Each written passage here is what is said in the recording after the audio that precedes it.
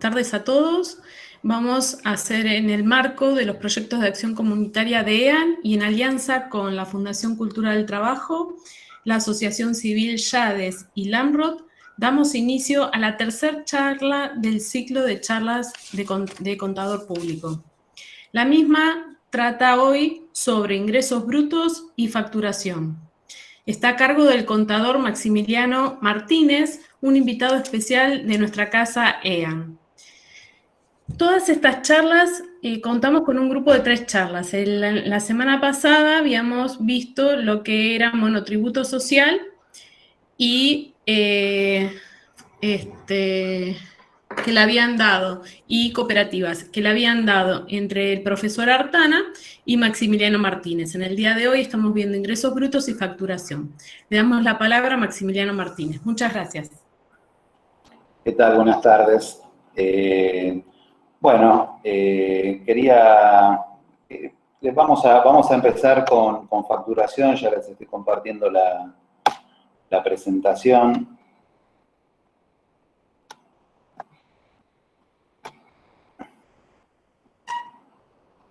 ¿La están viendo todos? Sí. Muy bien. Sí. Si la podés poner en modo presentación para que sea más... Ahí va. Ahí está, perfecto. Bueno, perfecto. Bueno, a ver, acá la idea es un poco contarles un poco el circuito que hace una factura dentro de una empresa y por qué es necesario realmente, más allá de las exigencias fiscales de emitir una factura, por qué es necesario emitir una factura cuando trabajamos con una empresa, ¿no? La factura cuando nos piden nos solicitan un servicio o un bien para comprarnos una empresa, en general, una empresa de cierta envergadura lo que hace es emitir una orden de compra. En esa orden de compra, bueno, nos indica las condiciones de compra, precios, cantidad, calidad del producto, y nosotros, al recibir esa orden de compra, aceptamos esas condiciones. Cuando aceptamos esas condiciones, comenzamos a preparar nuestro servicio o nuestros bienes para entregarle a la empresa. Cuando hacemos eso, deberíamos entregar nuestro bien o servicio con un remito y una factura. Esa factura, la verdad que para la empresa es imprescindible recibirla porque con esa factura hace un montón de procedimientos internos que la habilitan a pagarla, a registrarla, etcétera, etcétera, ¿no? Todas las empresas hacen, todas las empresas, estamos hablando de cierta envergadura, ¿no? Preparan un presupuesto anual. En ese presupuesto anual, las empresas estiman qué van a consumir, bajo qué condiciones, etcétera, etcétera. Bajo ese paraguas de presupuesto anual, emiten las órdenes de compra a medida que van necesitando los servicios y los bienes. Y nosotros, al recibir esa orden de compra, como contábamos, vamos a emitir una factura. Cuando la empresa recibe una factura, lo que hace es efectuar un control que la factura y las condiciones en las que hemos facturado estén de acuerdo a su orden de compra y que además que estén consideradas en ese presupuesto, porque de esa manera va a seguir el circuito para autorizar el pago y la registración de esa factura. Sin ese comprobante, la empresa no puede ni siquiera emitir un pago, no puede hacer ninguna salida de fondos. Entonces, puede darse el caso de que con ciertos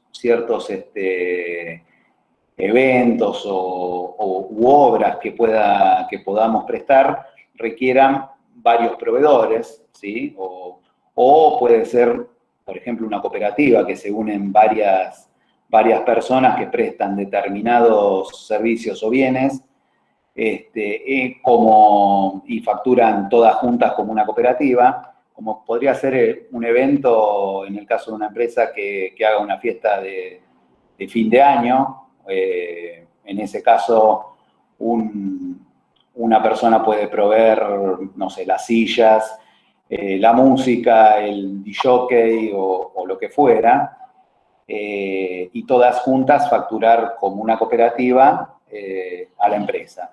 Ahora, la empresa cuando recibe esa factura hace su control presupuestario y revisa de no haberse pasado en los montos que está gastando y que esté acorde al presupuesto que tenía estimado para ese gasto. Lo mismo sucede con una obra.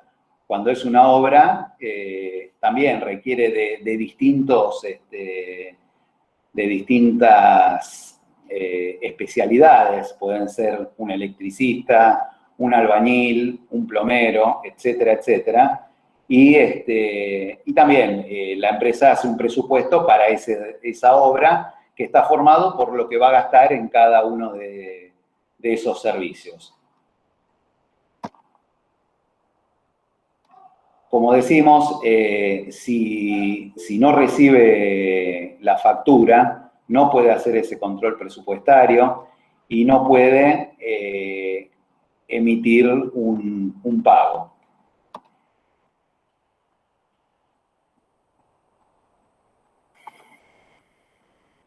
La empresa, cuando recibe los comprobantes, hace sus controles, revisa las condiciones en las que recibió el servicio y si está de acuerdo con la factura y con el servicio prestado, autoriza esa factura y la transfiere a otro sector, que es el sector de pagos y de registración de la factura, para que cuando se cumpla el plazo de pago al que le facturó el proveedor o al que le facturaron ustedes, decida emitir el cheque y poder cobrar. Así que bueno, esto es un poco cómo se resume el circuito de lo que hace una factura en una empresa, para que ustedes entiendan cómo sin ese comprobante una empresa realmente no activa ni puede realizar un pago, ya que más allá de, o sea, una empresa si no tiene una factura, no puede realizar el pago, no puede sacar fondos de sus cuentas bancarias sin tener un respaldo documental. Bueno, esto es un poco como se resume el circuito que hace una factura dentro de una empresa y por eso las necesidades de que cuando nos contrata una compañía tengamos que emitir el comprobante de factura. Bien. Maxi, te quería hacer una consulta. Supongamos que yo me dedico a instalar aire acondicionados. Sí. Y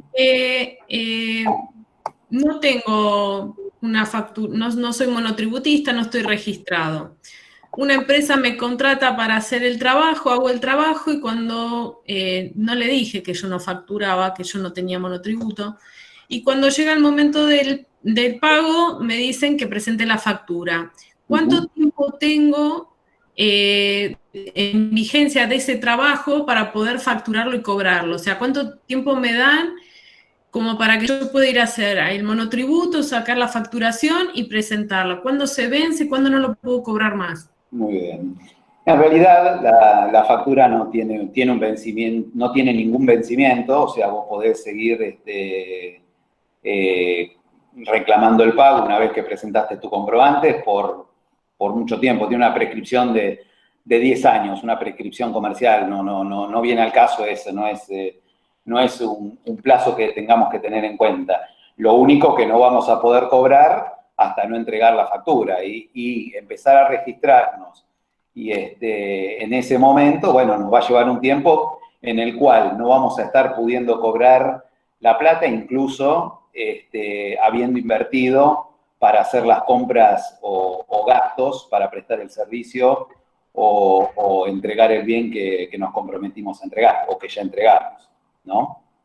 Perfecto. Entonces, la empresa, aunque pase el año de prestación y termine el balance y presente sus números, si yo vengo con la factura al año siguiente, lo podría cobrar tranquilamente. Sí, la empresa debería registrar en su balance una provisión de ese gasto, aunque no esté en la factura, y registrar el gasto que ya hizo, aunque no pueda pagarlo, quedando a la espera de que ustedes manden el comprobante de la factura que aún no pudieron enviar, pero el gasto ya debería tenerlo registrado la empresa. Perfecto. Bueno, ¿alguna consulta más sobre el tema?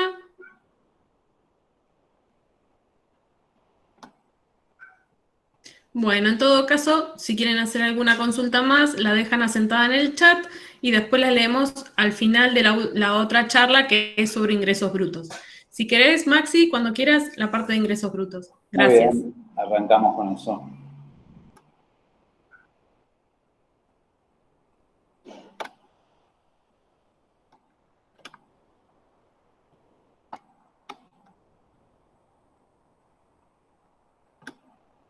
¿Se ve bien ahí? ¿Se ve en la pantalla en modo presentación? Perfecto. Muy bien. Bueno, vamos a hablar de un poco de ingresos brutos y de cómo se tributa este impuesto en todas las jurisdicciones. Para tener en cuenta, el ingresos brutos es un impuesto provincial, no es nacional, es un impuesto que fija cada provincia con sus normas. Y es un impuesto que se tributa independientemente de la ganancia o de la pérdida que pueda tener el contribuyente.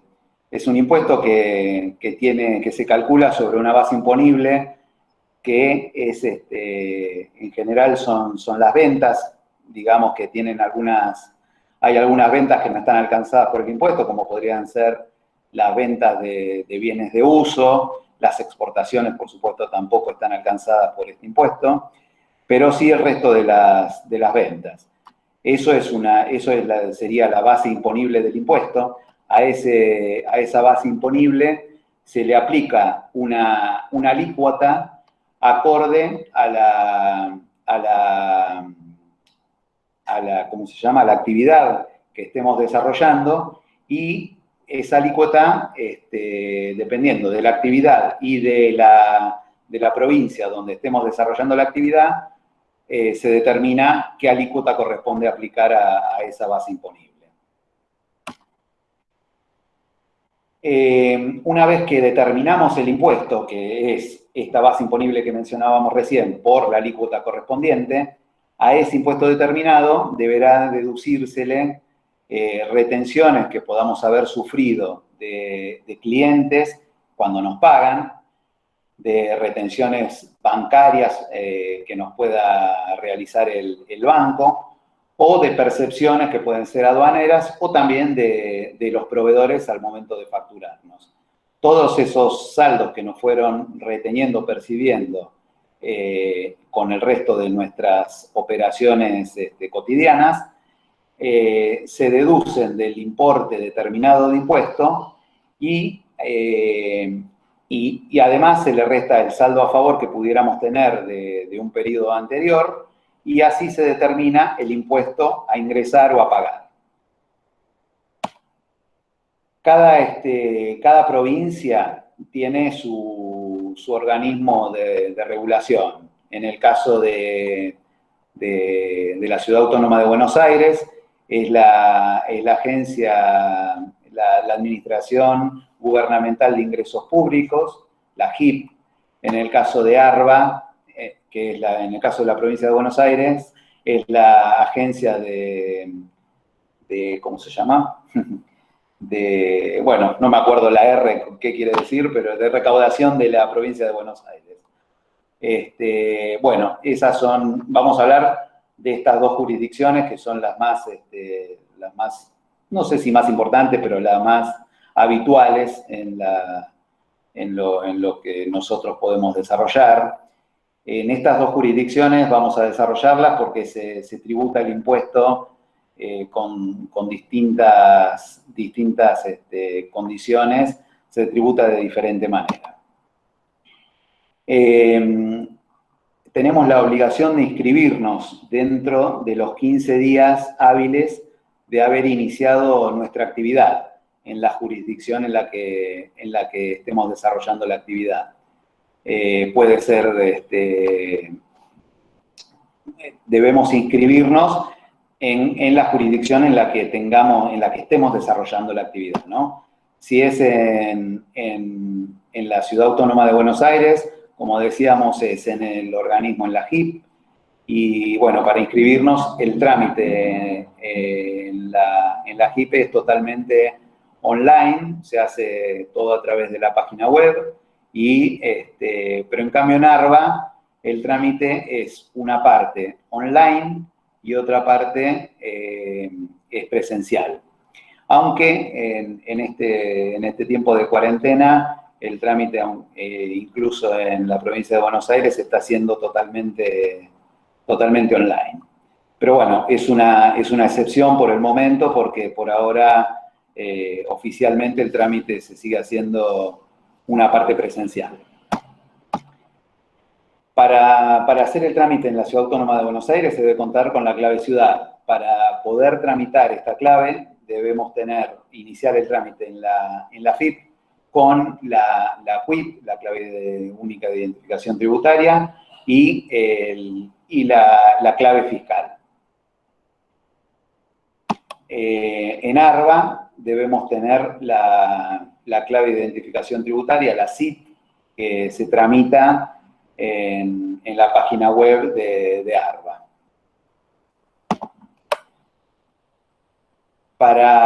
Como decíamos, en ARBA este trámite se comienza online, donde se presentan, donde se completan dos formularios de inscripción y se paga una tasa que luego, en el primer periodo donde se liquide el impuesto, se tomará como crédito fiscal, se deduce del impuesto a pagar del impuesto a pagar.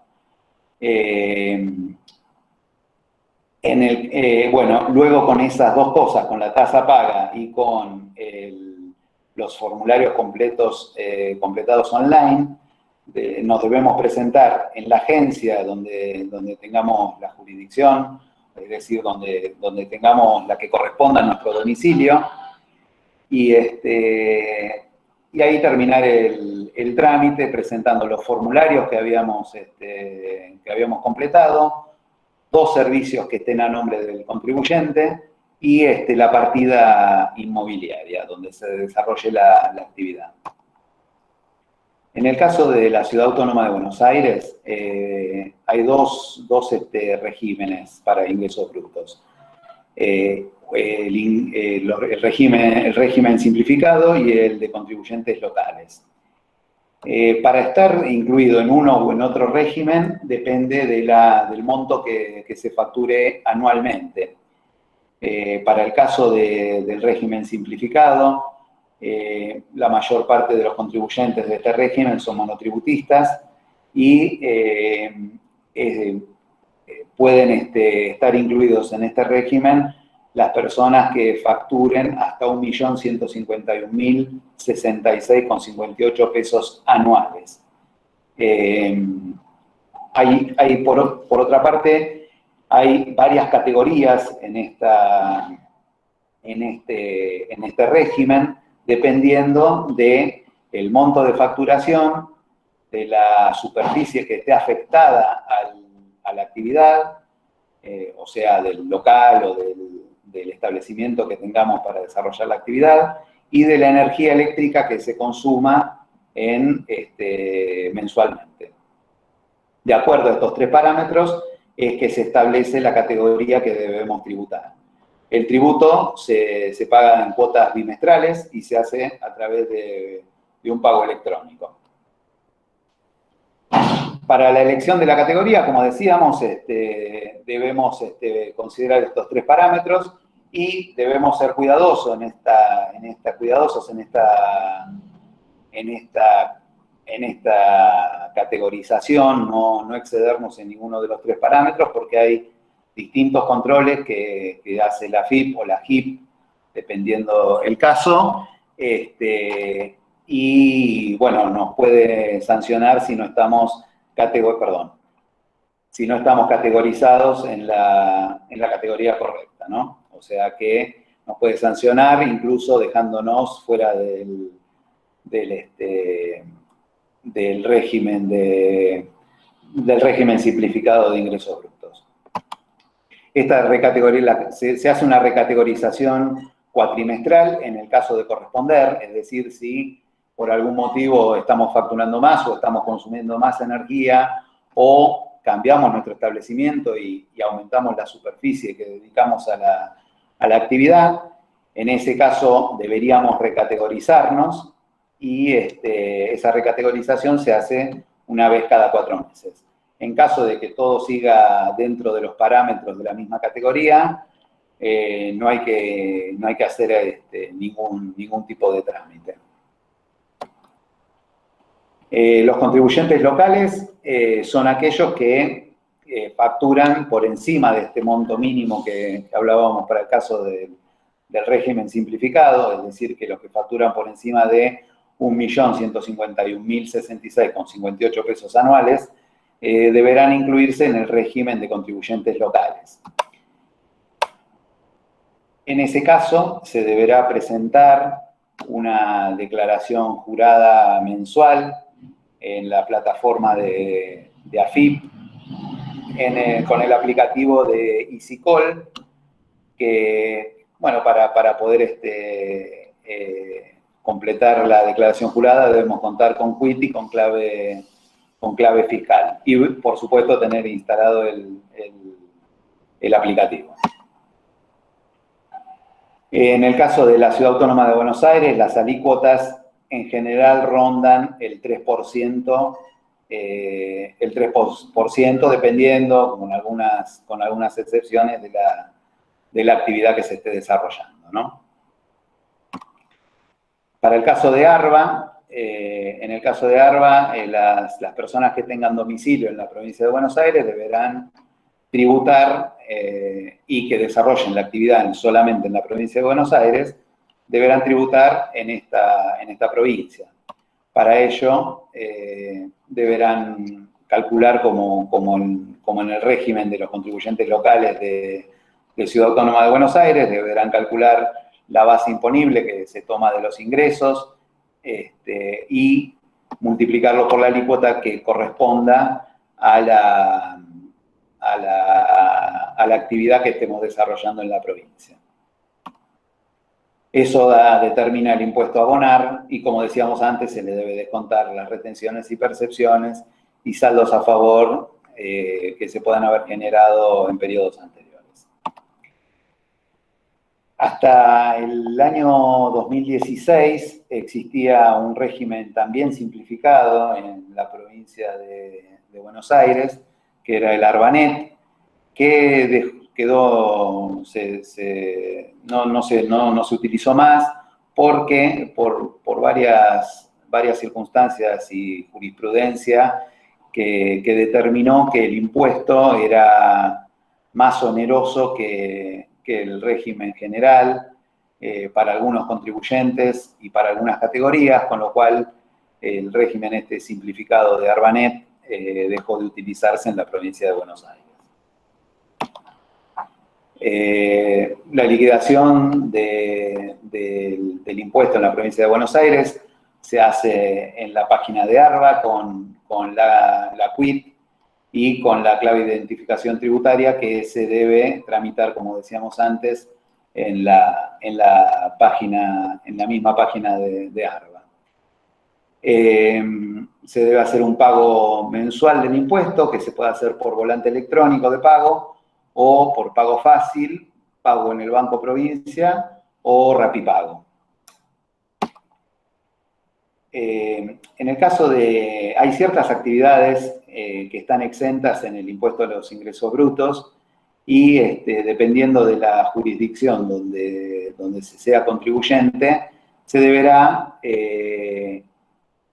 hacer o no un trámite. En el caso de ARBA, para estar exento en la actividad que corresponda, no hay que hacer ningún tipo de trámite porque se está exento de pleno derecho, es decir, solo por tener la actividad que está exenta, no hace falta hacer ningún tipo de trámite para estar exento. Uno puede comenzar a facturar y no hacer ningún trámite y nadie le va a reclamar ningún tributo por ingresos brutos.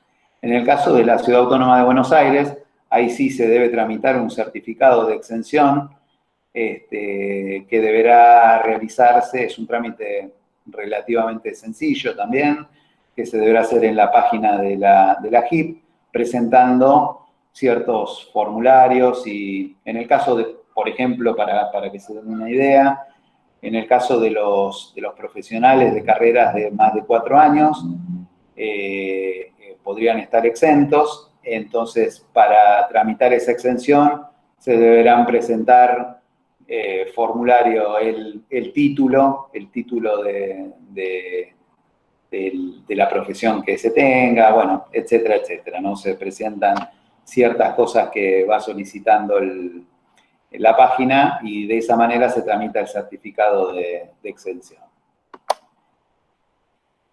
Cuando el contribuyente tributa o corresponde que tribute en distintas provincias, debe inscribirse en convenio multilateral. Cuando las actividades se desarrollan en más de un territorio, ahí es cuando corresponde anotarse en convenio multilateral y tributar en las distintas provincias. Se debe generar también una declaración jurada mensual que se prepara, se completa en la plataforma de la AFIP con el aplicativo del CIFERE. Ahí se completa el formulario CM03, que es el de convenio multilateral. Para estar obligado a estar inscrito en el convenio multilateral, el contribuyente debe estar realizando ventas o gastos en distintas jurisdicciones. Eso es lo que determina lo que se llama sustento territorial. Bueno, la inscripción en el convenio multilateral se hace por convenio multilateral padrón web, con el quit y con la clave fiscal también. Bueno, al cálculo que explicamos que debe hacerse en las jurisdicciones que vimos como contribuyentes locales en la Ciudad Autónoma de Buenos Aires o en la provincia de Buenos Aires, se debe hacer un cálculo adicional para tributar en convenio multilateral. Se debe calcular un coeficiente que se llama, bueno, de ingresos y gastos, para asignar la base imponible que le corresponde a cada jurisdicción. Estos coeficientes se calculan, a ver, para hacer lo más gráfico posible y que se entienda, se calcula del total de ventas, para simplificar, del total de ventas que tiene el contribuyente, se observa cuántas ventas corresponden a cada jurisdicción, de ahí se calcula un porcentaje del total de ventas de la venta en cada jurisdicción sobre la venta total, eso nos da un porcentaje de ventas en una jurisdicción determinada, así hasta obtener el coeficiente de ventas en cada una de las jurisdicciones.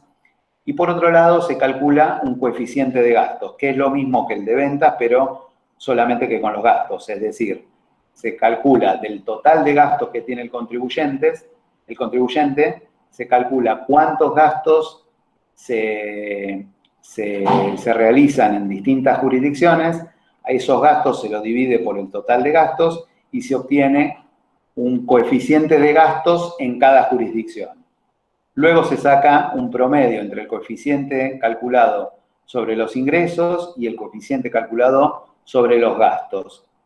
Ese coeficiente es el coeficiente llamado provincial, digamos, que se aplicará a la venta, ¿sí? Acá tenemos la base imponible total del contribuyente, se le aplicará este coeficiente provincial obtenido en función de los ingresos y gastos en cada provincia, y eso determina una base imponible para cada jurisdicción.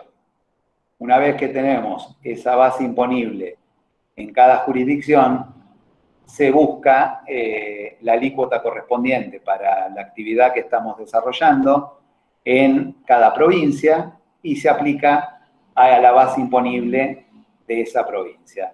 Así se determina el impuesto que se debe tributar en cada jurisdicción.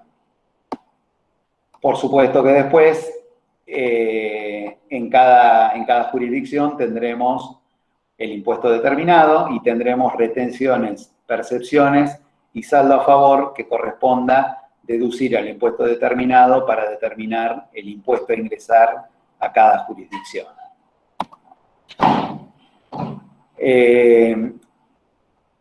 Además de las declaraciones juradas que presentamos mensualmente para este impuesto, en realidad las declaraciones juradas mensuales que vamos preparando en cada jurisdicción o en el caso de convenio multilateral son anticipos del impuesto. Este es un impuesto que se determina anualmente, más allá de que se ingrese como anticipos todos los meses. Entonces, se debe presentar, además de la declaración jurada mensual, una declaración jurada anual que resume toda la actividad del año y el impuesto determinado del año. Bueno, esto es todo de ingresos brutos.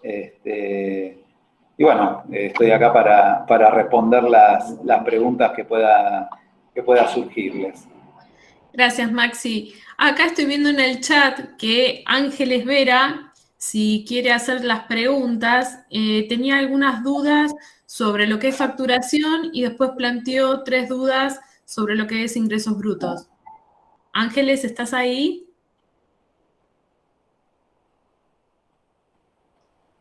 Bueno, si querés las voy leyendo yo. Dale. La primera pregunta que hace es, consulta facturación. ¿Qué pasa si facturamos tarde? Por ejemplo, vendemos online y se genera la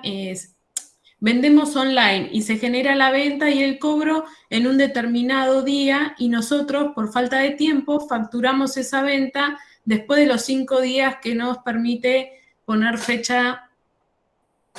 ¿Nos permite poner fecha anteriores? Creo que hasta 5 días es. La verdad que lo tendría que chequear, no me acuerdo, pero creo que hasta 5 días anteriores se puede poner la fecha. Pero bueno, lo que no puede suceder es que facturemos en distintos periodos. Porque, a ver, todos los tributos se disparan, si querés, para decirlo de alguna manera. El hecho imponible se concreta con la entrega del servicio de la cosa, con lo cual el comprobante debería emitirse dentro del mismo periodo fiscal que corresponde a la entrega, ¿no? Lo que pasa es que acá plantea que es online, entonces uno por ahí, la página va vendiendo y hasta que le hiciste la factura, te olvidaste. Bueno, por eso, a ver. Tiene que ser dentro del mes, digamos. Debería ser dentro del mismo mes. Si no, a ver, no es un error muy grave, pero no deja de ser un error. Lo que corresponde es emitir la factura dentro del mes de la entrega del servicio de la cosa. Perfecto. Otra pregunta, Julio Silvero. Después quisiera saber los tipos de factura y cuándo se realiza cada tipo. ¿Qué tipo de facturas tenemos? Bueno, la factura como responsable inscripto, que es la factura A, donde se discrimina el impuesto al valor agregado. Es decir, que uno factura el monto del servicio o del bien que estamos vendiendo y se le agrega el 21% del IVA, pero se discrimina en la factura. Esa factura se hace a responsables inscriptos en el impuesto y lleva, bueno, el IVA discriminado. En el Eso caso sería de... empresa a empresa. Claro, por ejemplo. En el caso de una factura C, o la factura B es para consumidor final, cuando directamente se le vende a un consumidor final. En ese caso, la factura B no se discrimina el IVA, es decir, que uno factura el monto del servicio, de la factura o del bien que está facturando y le adiciona el IVA, pero sin discriminar en el monto de la factura. O sea que el monto del IVA y del bien se confunden en un solo monto por el total. Esa factura se hace a los consumidores finales. Y bueno, y la factura C, que es la que emiten los monotributistas. Perfecto. Bien, ahora empezamos con las preguntas de ingresos brutos. Muy bien. Ángeles Vera. Hoy en día el vender online a todo el país no alcanza con un régimen simplificado, ¿no? Hay que estar en un convenio multilateral. Vos lo habías mencionado, el tema del convenio multilateral. Sí. Ya que nos retienen los bancos y los medios de pago electrónicos y después se pueden tomar como saldos a favor. A ver, discúlpame, ¿me repetís esa última parte? No te entendí bien. Ya que nos retienen los bancos y los medios de pago electrónicos y después esa retención se puede tomar como saldo a favor. ¿En qué consiste la liquidación de este impuesto? Ok. Bueno, a ver, vamos a tratar de explicar un poco lo que entendí de la pregunta. A ver, cuando uno vende en todo el país o en más de una jurisdicción, no hace falta que sea en todo el país, si vende, además de vender en la Ciudad Autónoma de Buenos Aires, no importa dónde estemos vendiendo, pero si es más de una jurisdicción, debe tributar en convenio multilateral, ¿sí? Puede ser que venda o que tenga gastos en dos jurisdicciones. Aunque solamente venda en una jurisdicción, pero tenga gastos en más de una jurisdicción, eso habilita o exige que debamos tributar en convenio multilateral.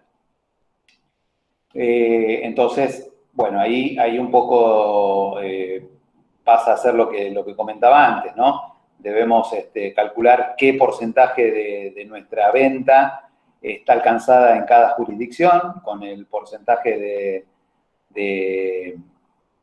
¿cómo se llama?, de coeficiente que determinemos entre ingresos y gastos. Una vez que determinamos cuál es la base imponible que le corresponde a cada una de las jurisdicciones, debemos aplicar la alícuota correspondiente a la actividad y correspondiente a la jurisdicción donde estemos tributando. A ese impuesto determinado aplicable a cada jurisdicción, ahí sí viene un poco lo que preguntaba Ángeles, ¿no? Sí, Ángeles Vera. Ahí sí viene el tema de las retenciones y las percepciones sufridas que se generan en distintas jurisdicciones también y que deberán aplicarse al impuesto determinado de la jurisdicción correspondiente. Es decir, que si tenemos un impuesto determinado en provincia de Buenos Aires, deberán deducírseles las retenciones y percepciones sufridas de esa jurisdicción. Y así determinar el impuesto a ingresar. Bien. No sé si quedó claro. Hay otra pregunta. Dice Ángeles Vera, o hay que estar en régimen simplificado o corresponde el monto máximo de facturación anual y tomar esas retenciones en el SICOL. No, eso Eso sería no entendí. incorrecto. Sería incorrecto. Corresponde tributar en convenio multilateral. Creo que es parte de la pregunta anterior. Sí. Corresponde tributar en convenio multilateral, porque uno está tributando en distintas jurisdicciones y corresponde tributar en distintas jurisdicciones, o sea, por convenio multilateral. Sería incorrecto tomarse las retenciones y las percepciones en una jurisdicción distinta de la que originó las retenciones y las percepciones. Otra pregunta también de Ángeles. ¿Los gastos que se deben tener en cuenta son todos los que están facturados, no? ¿Los que podemos respaldar con comprobantes? Sí, en realidad sí, porque, a ver, ahí tiene que haber un equilibrio entre lo que recibimos de comprobantes y lo que estamos, y los gastos que realmente tenemos, porque, a ver, todos los gastos que tenemos, si los pagamos a través de una cuenta bancaria, van a dejar un registro bancario que la FIP o el ente que esté inspeccionando va a detectar que hay gastos que no tienen comprobantes. Pero más allá de eso, sí deberíamos hacerlo sobre los gastos que tienen comprobantes y dependiendo de en qué jurisdicción se originaron esos gastos. De ahí se calcula el coeficiente que mencionábamos antes para aplicar la base imponible a cada jurisdicción. Y una pregunta más de Julio Silvero. ¿Cuándo yo tengo que pasar a ser responsable inscripto? Esta refiere a la facturación. Sí. Igual que en el caso del régimen simplificado de ingresos brutos, cuando te excedas del monto mínimo, del monto máximo requerido para poder estar en el sistema de monotributo. Una vez que te excedes de ese monto, tenés que pasar a ser responsable inscripto.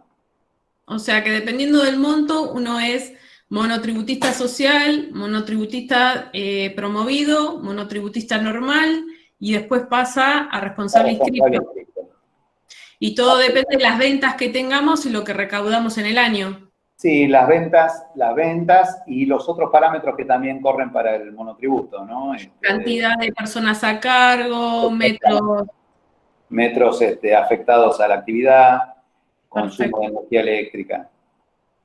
Perfecto. Bueno, ¿alguna consulta más tienen? Acá en el chat ya contestamos todas las del chat.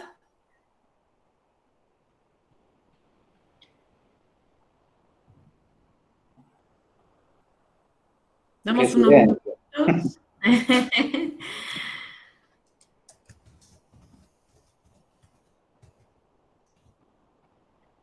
Bien. Bueno, espero que haya sido claro entonces. Bastante claro. Agradecieron las dos personas que hicieron las consultas. A ver si surgió alguna más. Perfecto. Julio no tiene más consultas. Bien. Estamos viendo. Bueno. En caso que no tengan más consultas, nada más, muchas gracias. Les damos un agradecimiento total a Maximiliano Martínez por su charla y esclarecer todos estos temas que son importantes a la hora de tener un negocio en marcha, un emprendimiento o ejercer nuestras labores. Y son temas que uno siempre tiene dudas. Muchísimas gracias, Maximiliano. Muchas gracias a ustedes. Bueno, y cualquier cosa, está mi mail en las presentaciones, así que me pueden hacer cualquier consulta, no hay problema. Muchas gracias. Muchas gracias. Todo el material será mandado por correo. Cualquier consulta que tengan se pueden comunicar a nuestros correos y estamos para servirles. Muchas gracias. Gracias, hasta luego. Hasta luego.